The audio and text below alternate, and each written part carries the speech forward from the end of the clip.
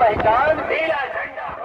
बहुजन राज अधिकार यात्रा जब ब्राह्मणों के बीच पहुंची तो ब्राह्मण समाज के लोगों ने बड़े हर्ष और उल्लास के साथ बहुजन समाज पार्टी के नेताओं का स्वागत किया।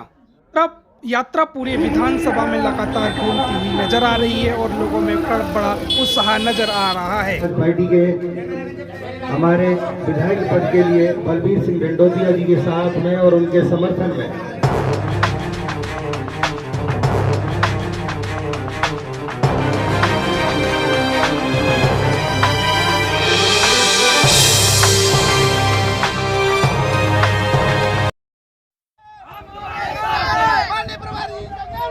हम तुम्हारे साथ।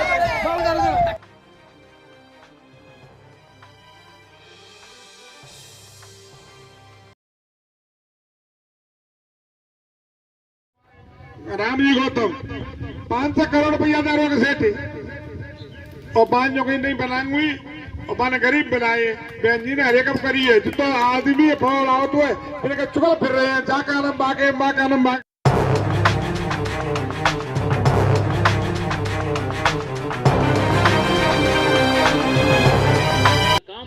कांग्रेस पार्टी ने किया और कांग्रेस पार्टी ने पूरे देश के अंदर ये प्रचार कर दिया कि बहुजन समाज पार्टी तो चमारों की पार्टी है। ये बहुजन समाज पार्टी को इतना बदनाम करने की कांग्रेस को जरूरत क्यों पड़ी? क्योंकि कांग्रेस नहीं चाहती थी कि इस देश के अंदर भाईचारा बने। क्योंकि कांग्रेस का शासन जब आप उठाएंगे 1984 से पहले का, तो इस देश के अंदर साल में 365 दिन होते हैं और 365 दिनों का जब इतिहास उठा के देखेंगे 1984 से पहले का, जब कांग्रेस की सरकार नहीं तो 400 दंगे होते थे। हिंदू मुस्लिम 400 दंगे होते थे। हर दिन किसी न किसी देश के किसी न किसी जिले में किसी न किसी कोने में आपको कर्फ्यू नजर आता था। लेकिन जब से बहुजन समाज पार्टी आई तो इस देश के अंदर दंगे होना बंद हो गए। और दंगे जब बंद हुए, क्योंकि दंगों का मकसद क्या था? इस देश के अंदर बहुजन समाज के बीच में भाईचारा ना बनना और उनको आर्थिक रूप से कमजोर रखना। क्योंकि जब दंगे होंगे तो जो अपनी फैक्ट्री बना के तैयार कर लेगा उसकी फैक्ट्री जला दी जाएगी और जिसके मकान बन जाएंगे, झोपड़े बन जाएंगे तो उसकी झोपड़ी जला दी जाएगी। तो इस तरह साथियों पूरे देश के अंदर कांग्रेस के शासन में ये होता रहा। लेकिन ये परिवर्तन बहुजन समाज पार्टी बनने पर आया तो इस देश में जब बहुजन समाज पार्टी ने पूरे देश के अंदर भाईचारा बनाया, उत्तर प्रदेश के अंदर हम सफल होने लगे। क्योंकि हमारा वोट कुछ ना कुछ ले दे के लिया जाता था। हर 5 साल में मौका आता था तो उनको हर तरह की लालच देकर, उनको झूठे वादे देकर, खोखले नारे लगाकर कि हम गरीबी दूर करेंगे, किसानों की बदहाली दूर करेंगे, गांव खुशहाल बनाएंगे, इस तरह साथी उनका वोट लेते रहे। और जब बहुजन समाज पार्टी की सरकार बनने लगी, भाईचारा बनने लगा, तो उत्तर प्रदेश के अंदर ये परिवर्तन आया तो कांग्रेस कमजोर होने लगी। जब कांग्रेस कमजोर होने लगी तो कांग्रेस बहुजन समाज पार्टी का सामना नहीं कर पा रही थी। तो कांग्रेस पार्टी में जो लोग थे तो साथियों उन्होंने देखा कि अब कांग्रेस तो सामना नहीं कर पाएगी। क्योंकि आपको पता होना चाहिए कि जब 2007 में फुल बहुमत की सरकार बनी बहुजन समाज पार्टी की, और जब बहुजन समाज पार्टी की 95 में पहली बार सरकार बनी, देश में किसी अगर दलित को कहीं मौका मिला तो वो उत्तर प्रदेश में, वो भी बहन जी को, आदरणीय बहन जी को जब मौका मिला तो जब बहुजन समाज पार्टी की सरकार बनी 4.5 महीने की पहली सरकार, उसमें बैठते ही बहन जी ने कह दिया था अब मैं बहुजन समाज नहीं, अब मैं सर्व समाज की नेता, अब मैं सर्व समाज की नेता हूं। तो हमारी पार्टी में हमारे नेता की कथनी करनी में कोई फर्क नहीं है।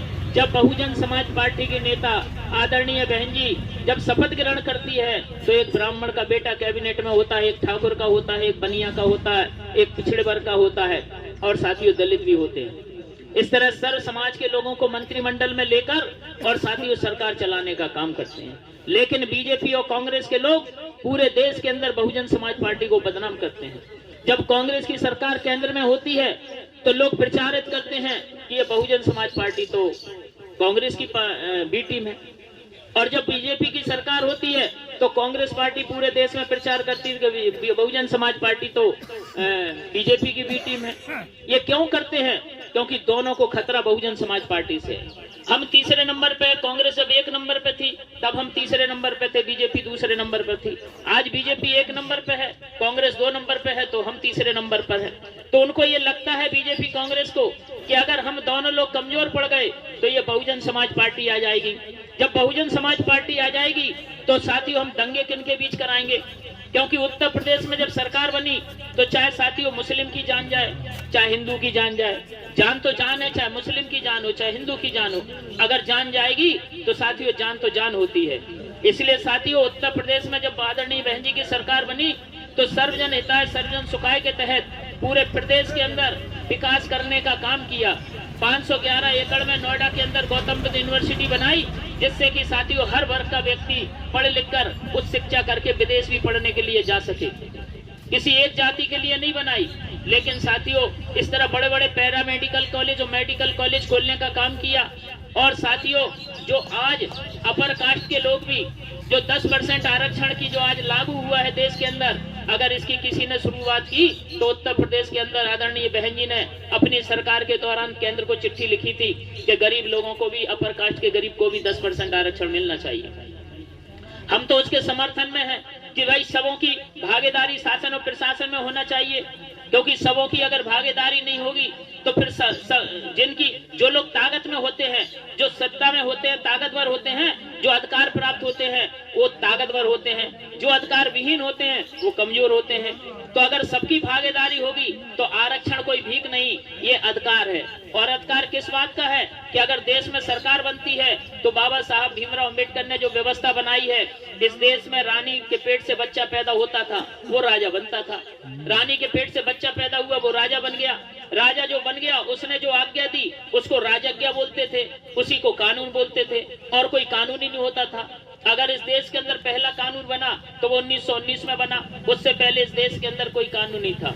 दूसरा कानून 1935 में बना, और तीसरा कानून बाबा साहब भीमराव अंबेडकर के जो बनाया हुआ संविधान है वो साथियों 26 जनवरी 1950 को लागू हुआ। ये हमारा तीसरा कानून है। तो इसलिए साथियों कानून बाबा साहब भीमराव अंबेडकर ने बनाया, और इस कानून के अंदर न्याय, स्वतंत्रता, समता और बंधुत्व, ये 4 पिलर दिए कि राजनीतिक, सामाजिक, आर्थिक रूप से सबों को न्याय हो, स्वतंत्रता मिले, विचार, अभिव्यक्ति, विश्वास, धर्म और उपासना की, जो जिसको मानना चाहता है, जिसको पूजना चाहता है, जिसकी सेवा करना चाहता है वो करे, किसी को कोई दूसरा आदमी रोक टोक ना पाए।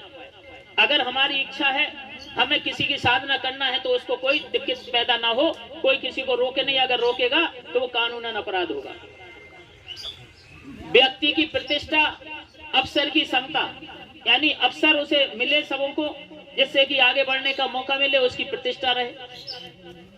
व्यक्ति की गरिमा, देश की एकता और अखंडता सुनिश्चित हो, जिससे देश के अंदर हम लोग एक जातवाद के नाम पर या भाषा के नाम पर या गोरे और काले के नाम पर हम लोग एक दूसरे से लड़े, इस तरह की भावना नहीं हो। बंधुत्व की भावना होना चाहिए, भाईचारे की भावना होना चाहिए, ये संविधान हमारा कहता है।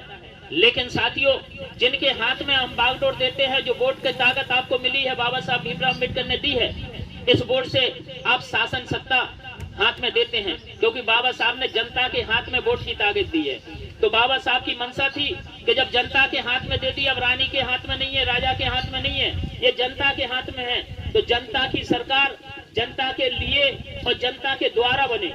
तो जनता के द्वारा तो बनती है, जनता के हाथ में वोट है, लेकिन वो जनता की सरकार नहीं बनती है। क्यों? क्योंकि साथियों जो लोग बीजेपी और कांग्रेस वाले हैं वो साथियों जनता की बात तो करते हैं, झूठे वादे खोखले नारे तो देते हैं, लेकिन काम सारा उद्योगपतियों के लिए करते हैं। इसलिए साथियों इस देश में जब जनता की सरकार होगी तो उत्तर प्रदेश के अंदर जो बहन जी ने सरकार चलाई, तो किसी भी समाज का गुंडा हो, जब आपने देखा होगा उत्तर प्रदेश में सरकार चल रही थी तो आदरणीय बहन जी को कानून की देवी क्यों कहा जाता है, कानून की जिंदा देवी क्यों कहा जाता है? कि कानून उनके लिए सब बराबर हैं। चाहे हमारा प्रदेश अध्यक्ष हो, चाहे प्रदेश प्रभारी हो, चाहे जिला अध्यक्ष हो, सांसद हो, विधायक हो, अगर वो कानून तोड़ेंगे और जो बीजेपी कांग्रेस का आदमी कानून तोड़ेगा तो नियम सबके लिए बराबर है। आदरणीय बहन जी ने सबों के लिए बराबर से नियम लागू किया। जब हमारे बहुजन समाज पार्टी के सांसद ने जब कानून हाथ में लिया तो पुलिस की हिम्मत नहीं है कि सरकार बीएसपी की चल रही हो और बीएसपी के सांसद के गलेबान पे हाथ डाल ले। किसी पुलिस की हिम्मत नहीं है, प्रशासन की। लेकिन आदरणीय बहन जी ने सांसद को अपने बंगले पर बुलाया और पुलिस से कहा इधर से गिरफ्तार करके ले जाओ। साथियों, इसलिए उनको कानून की देवी कहते हैं। इसलिए उनके शासन में जब पक्षपात नहीं है तो इसलिए साथियों उनको कभी बुलडोजर चलाने की जरूरत नहीं पड़ी।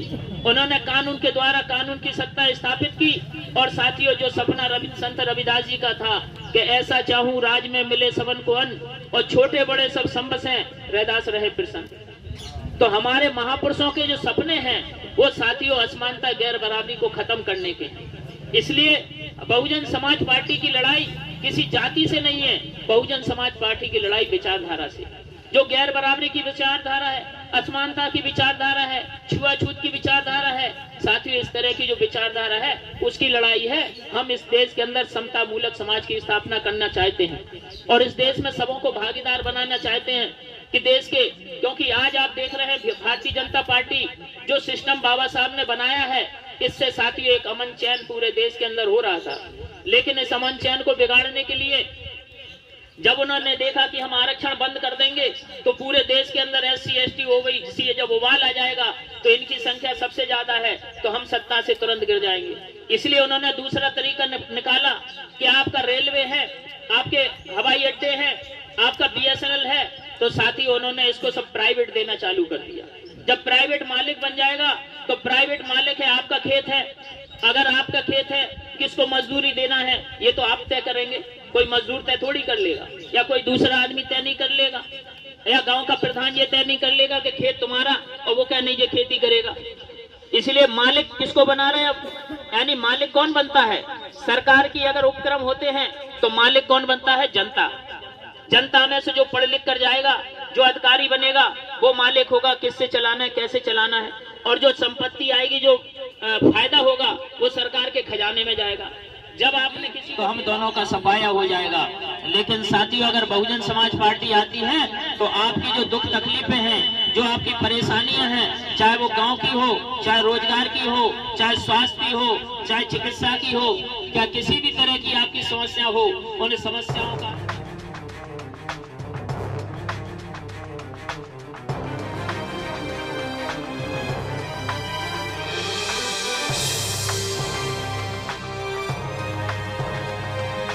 जब अचानक कार्यकर्ताओं के घर पहुंचे और साथ ही पशुओं को देखा और घर में जाना हालचाल बहुजन समाज पार्टी के नेताओं ने बीच रास्ते में काफिला रोककर बसपा के कार्यकर्ताओं के बीच पहुंचे देखा न का नजारा।